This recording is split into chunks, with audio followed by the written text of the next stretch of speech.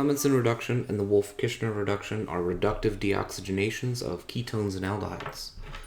In the top two examples, we have the Clemmensen reduction, and you can see that we're reducing the carbonyl carbon right here to a methyl group. But we're not only reducing it, we're also losing the oxygen atom of that carbonyl group. The same is true of the ketone here.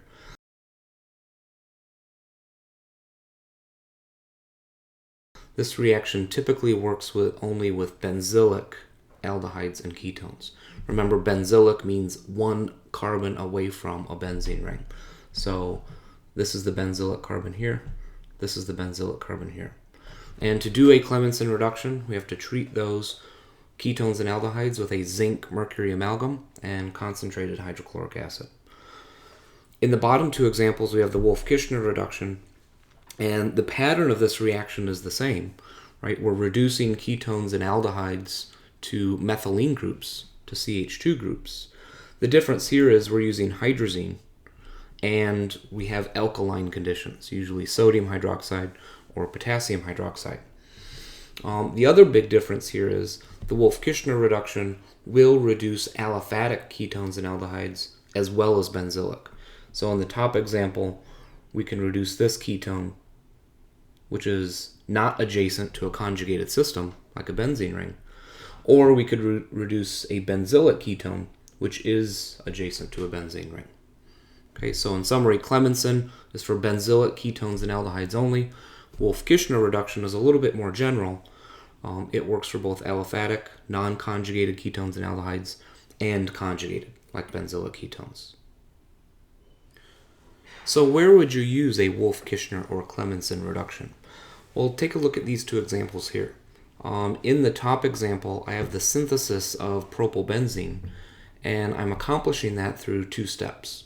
First, I'm doing a Friedel-Crafts acylation with benzene and this acid chloride. And all Friedel-Crafts acylations require a Lewis acid catalyst, like aluminum trichloride. And then once I've done the acylation, now I'm reducing the benzylic ketone to this methylene group here. Now, you might be thinking, why not just do a Friedel-Crafts alkylation, right? Treat benzene with propyl chloride directly and a Lewis acid catalyst. The problem is you can't form primary carbocations in a Friedel-Crafts alkylation because they'll rearrange to more stable carbocations, like the secondary that can form here.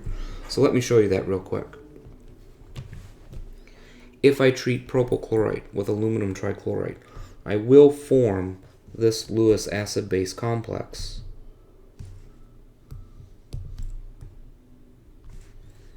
Right. Chlorine acts as the Lewis base. Aluminum is the Lewis acid.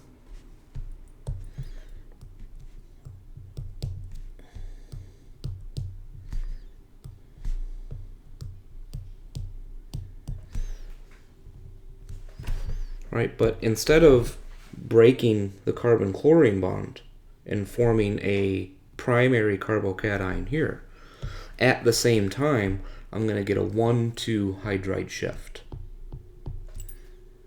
So this carbon-hydrogen bond will dissociate, and this hydride will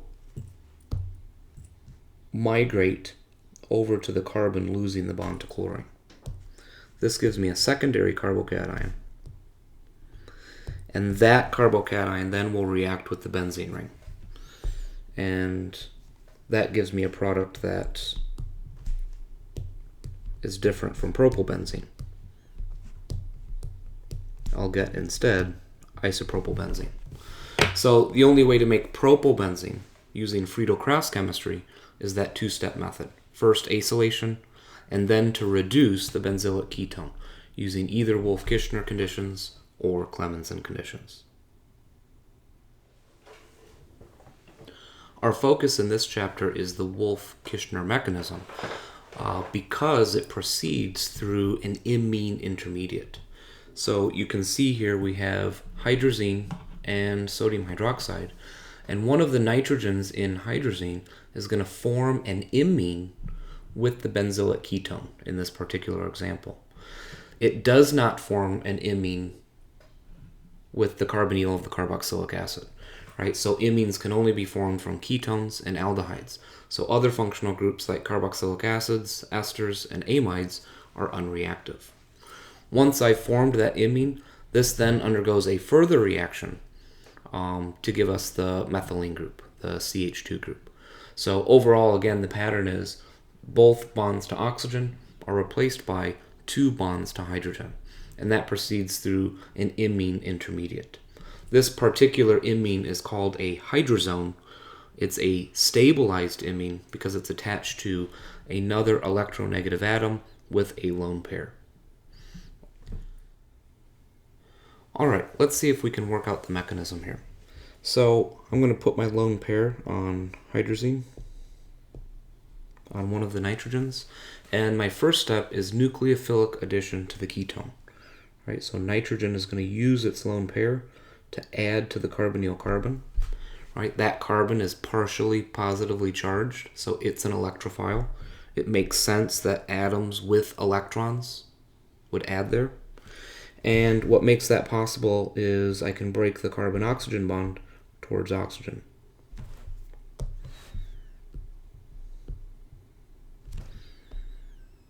Okay, so I go from a ketone to a tetrahedral intermediate.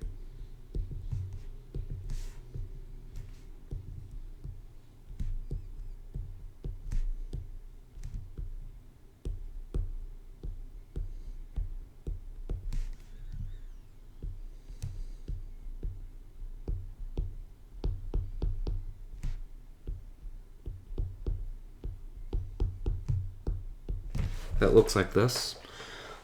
And the goal here is to eliminate water, right? We're trying to get rid of this oxygen atom. So in preparation for that, now I'm going to do a proton transfer, right? So it seems reasonable that oxygen could just reach over, grab hydrogen from nitrogen, right? And that serves 2 purposes. That gives me the neutral alcohol, right? And I go from this ammonium ion back to a neutral amine. Okay, so we'd call this proton transfer. And you could do this in 2 separate steps with conjugate acids and bases. I think this is a little bit shorter, and in fact, probably the most likely mechanism. All right, from here then, I'll get a neutral product, or a product where both the oxygen and nitrogen are neutral.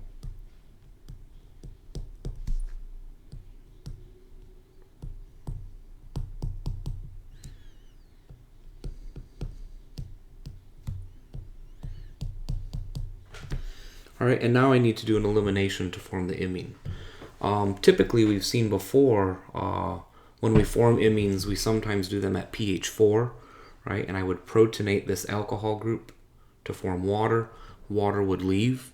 But since we're under alkaline conditions, right, we've got potassium hydroxide in solution, we're just going to do the elimination and let hydroxide be the leaving group. That's reasonable in this case. So I'm going to form the nitrogen-carbon double bond, and at the same time break the carbon-oxygen bond, right, to form the iminium ion.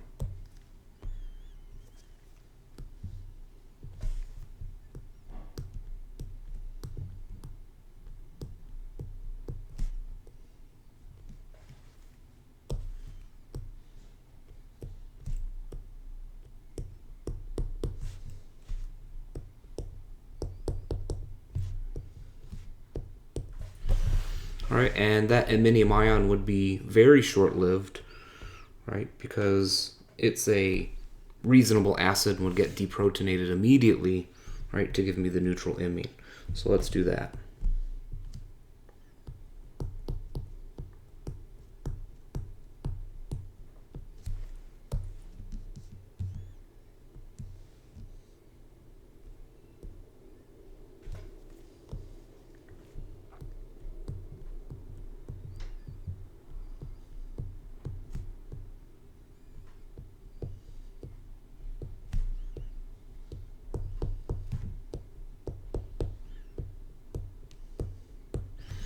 All right, so this is my hydrazone intermediate, and it's at this stage that things get interesting, Right, so up till now, this mechanism should be review, right?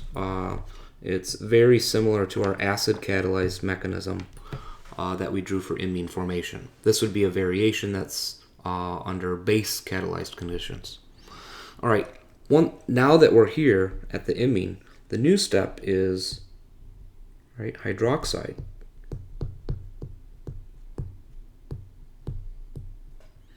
Is going to deprotonate the terminal nitrogen. Right? And I'm going to actually break the nitrogen-hydrogen bond and form a nitrogen-nitrogen double bond. And then break the imine bond, right? The pi bond here. Whoops. And send these electrons to that carbon.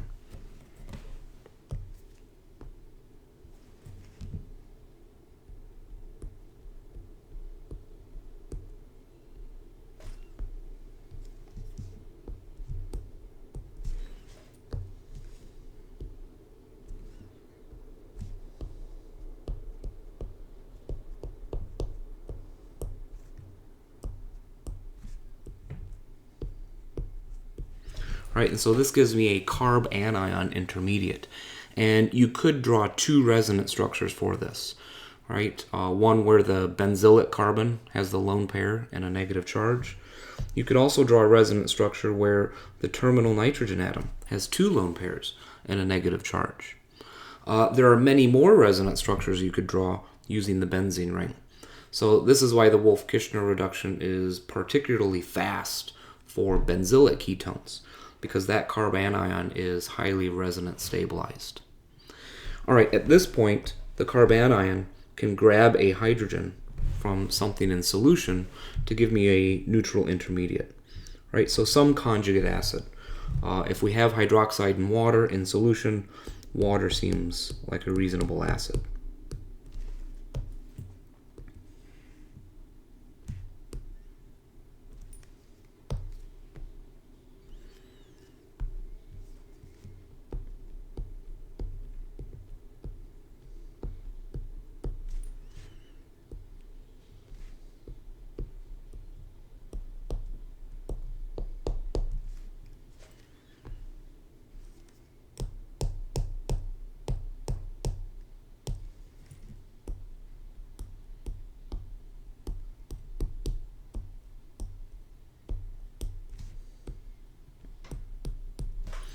All right, so there's my neutral product. And now I repeat the process. Right? Again, a molecule of hydroxide can deprotonate that terminal nitrogen. Again, I can form another nitrogen-nitrogen pi bond.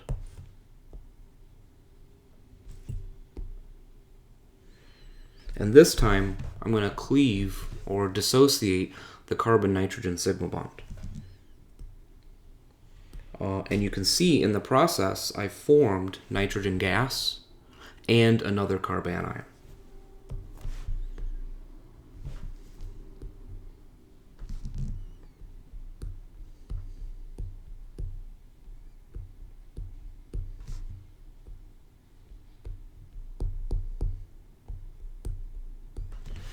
Again, if this was a benzylic ketone, then this carb anion is particularly stable. Right? There are 4 total resonance structures I can draw involving that benzene ring. The other product here is nitrogen gas. Right? So if you were doing this reaction in the lab, you'd know it was working because you'd see bubbles forming in solution. All right, the final step then is that carb anion then grabs a hydrogen from some conjugate acid in solution, and that gets me to the final product. Again, water seems like a reasonable option here.